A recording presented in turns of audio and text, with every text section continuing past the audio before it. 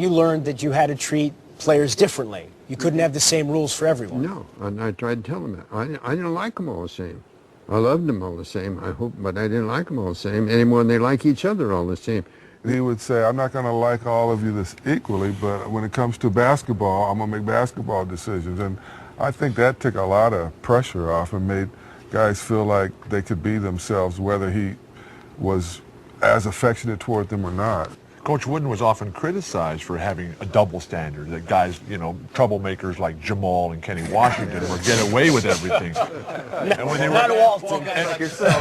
he was queried about it in the press, he would always say, double standards, what are you talking about? I've got 12 standards, one for every member of the team. And for that, we thank you, Coach. I want to say one thing, and then you can have the rest of it, Bill.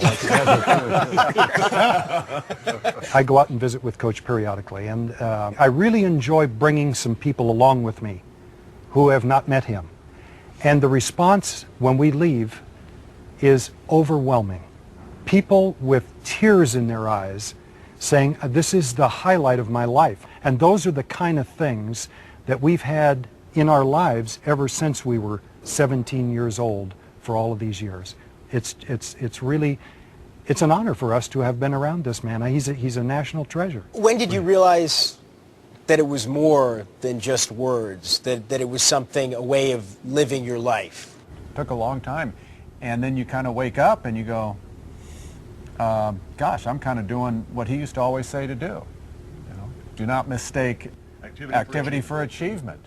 Failure to prepare is preparing to fail. And you go, oh gosh. I remember that was 20 years ago, and it's still in me. John, you win 10 out of 12 championships. You're in Los Angeles. Everybody wants to talk to you. Everybody wants to turn you into a superstar. What kept you grounded? My dad more than anything else. Things he tried to teach. You're never better than anybody else. You're as good as anybody, but you're never better than anybody. And then I learned from him that today, that's all that matters. It's kind of hard to talk about Coach Wooden simply because he was a complex man, but he taught in a very simple way. He just used sports as a means to teach us how to apply ourselves to any situation. Any success that I've had as a parent, I really have to give Coach Wooden credit for showing me how it was done. He didn't expect much from us. He just wanted us to do what he did, which was to get our education and learn how to compete according to the rules. It made a big difference to us that he never expected us to do anything that he didn't do. But then again, he graduated from Purdue on time and was a consensus All-American.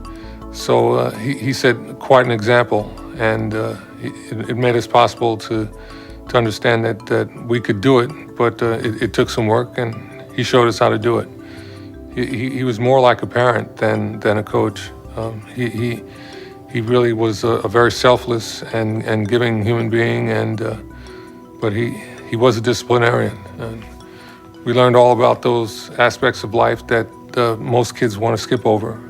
He wouldn't let us do that. What happened to you, Marcus, where you realized this was something that was going to have an impact on the way you lived your life? Well, I mean, again, I talk about adversity.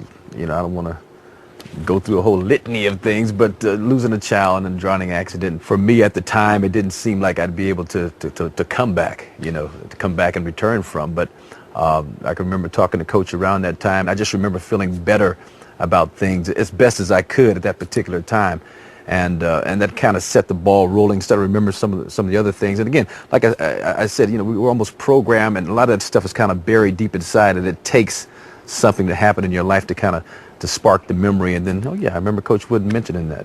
Life is peaks and valleys, and I think the strength of character depends on how individuals can accept not permitting the peaks to get too high or the valleys too low. I hope by actions I tried to teach that, and I tried to teach it with my own children and grandchildren. But to think you're going to go through life and not have any adversities, that's crazy. You're going to have a lot of adversities.